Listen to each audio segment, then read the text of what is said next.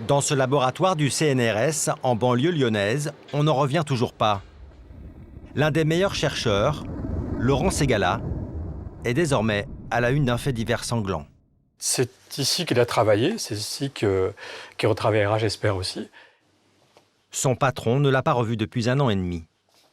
Je ne peux pas imaginer que Laurent ait pu se comporter comme on rapporte dans la presse un comportement d'assassin.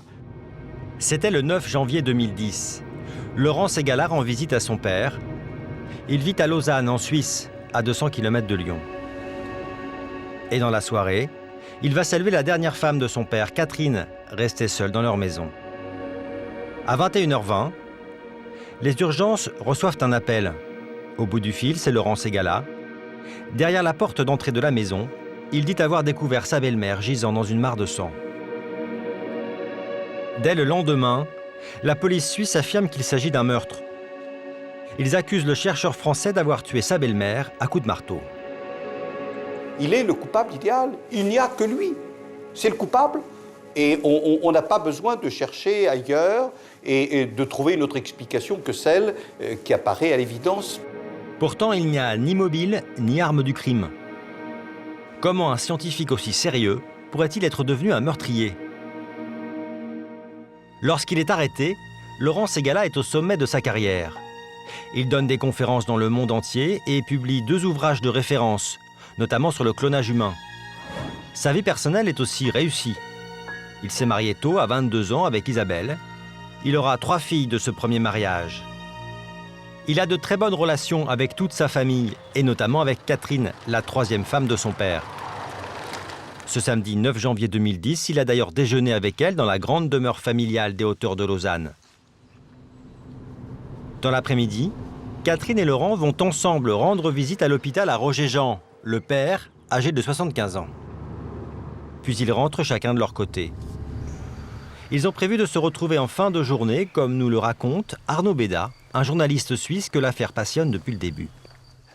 Donc Laurent Ségala a stationné sa voiture ici et ensuite s'est rendu à pied chez sa belle-mère, Catherine Ségala. Il était 19h30 environ. Il ouvre la porte et là, surprise, d'après son témoignage, il dit découvrir sa belle-mère gisant dans une mare de sang au pied des escaliers qui sont là. Il a d'abord essayé de réanimer sa belle-mère, massage cardiaque, bouche à bouche. Il appellera le 144, qui est donc les médecins de garde en Suisse, qu'à 21h22, donc 1h30 plus tard. Et la standardiste qui prend son appel est une femme médecin qui, en entendant Laurent Ségala parler, a tout de suite des doutes.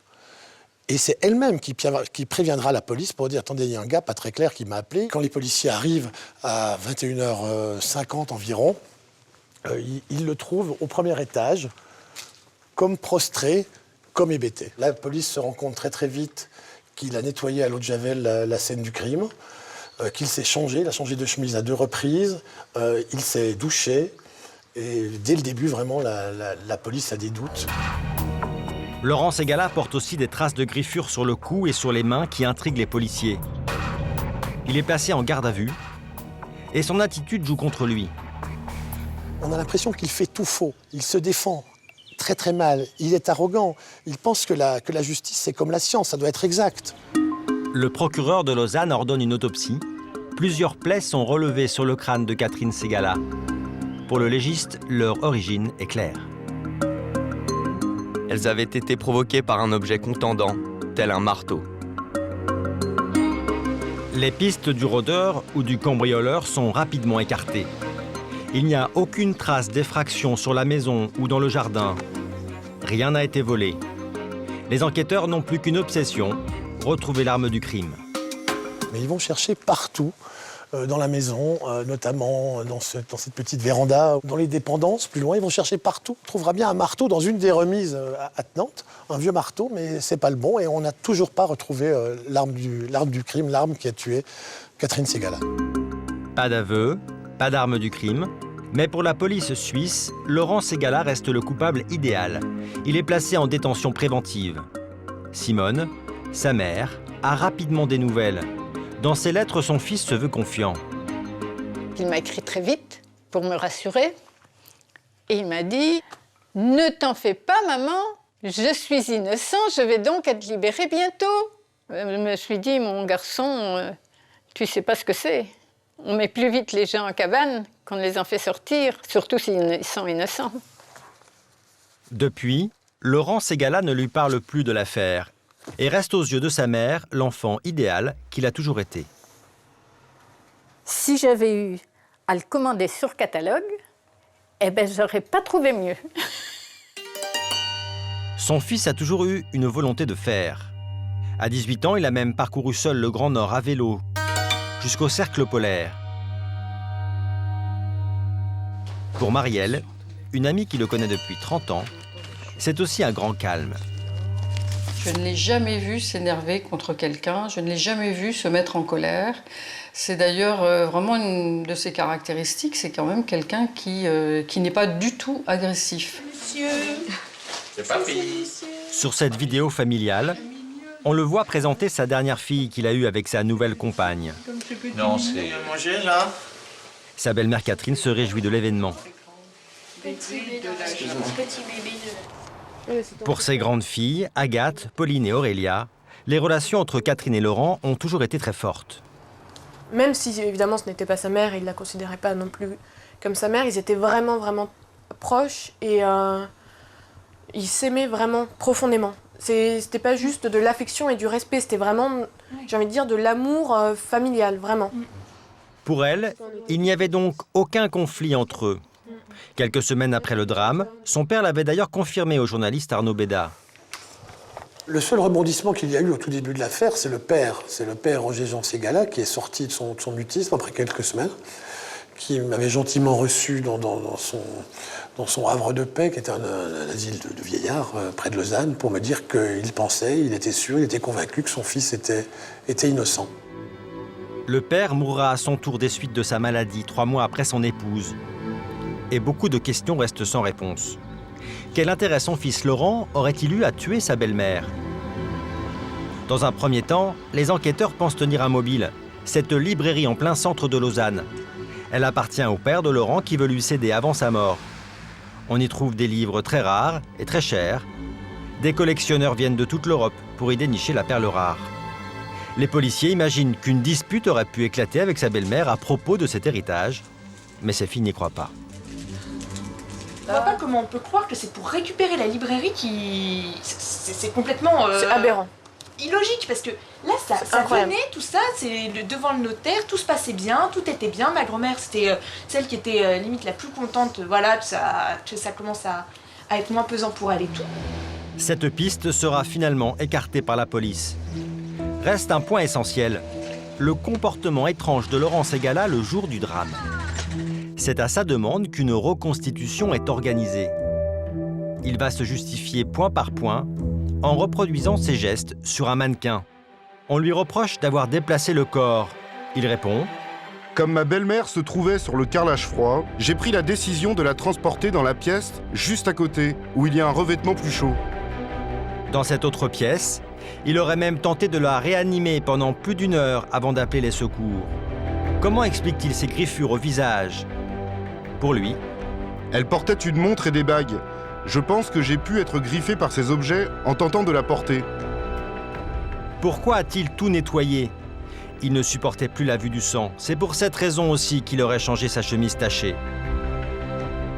Une attitude que son avocat, maître Portejoie, met sur le compte de la panique.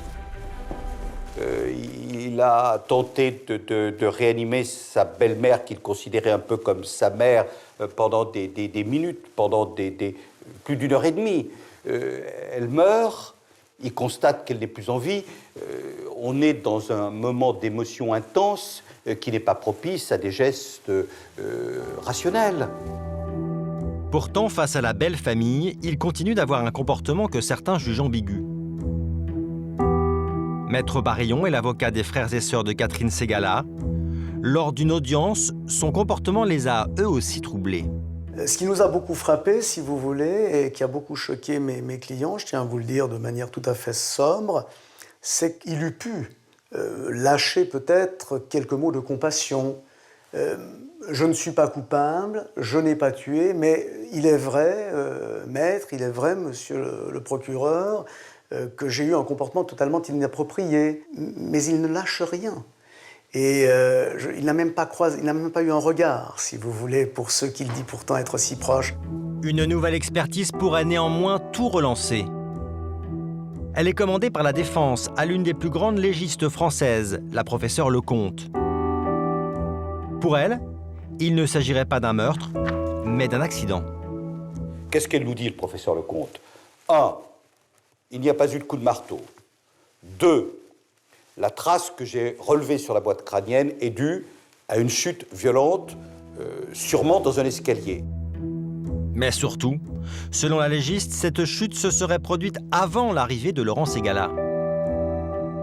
Elle date, de manière assez précise, l'heure de la mort et surtout l'heure de la perte de conscience. Elle se situe autour de 17h, 17h30.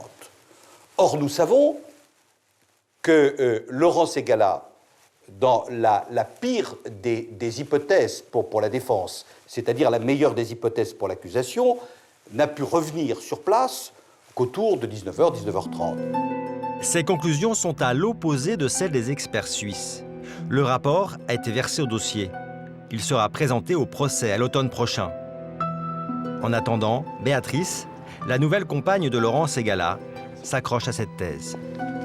Depuis 14 mois, on vit au rythme de la prison. On a une vie entre parenthèses, on n'a plus de vie sociale. Ma fille n'a pas de père depuis 14 mois. Elle ne comprend plus que son compagnon reste en prison en Suisse, de l'autre côté du lac Léman. On ne reproche pas à la police de faire son travail, mais ils n'ont pas à garder quelqu'un 14 mois alors qu'ils n'ont aucune preuve tangible contre lui. On ne va pas l'accuser de meurtre parce qu'il a essayé de la sauver. Enfin, ça n'a aucun sens, quoi. Laurent Ségala est incarcéré depuis 1 an et demi. S'il est reconnu coupable du meurtre de sa belle-mère, il risque jusqu'à 20 ans de prison.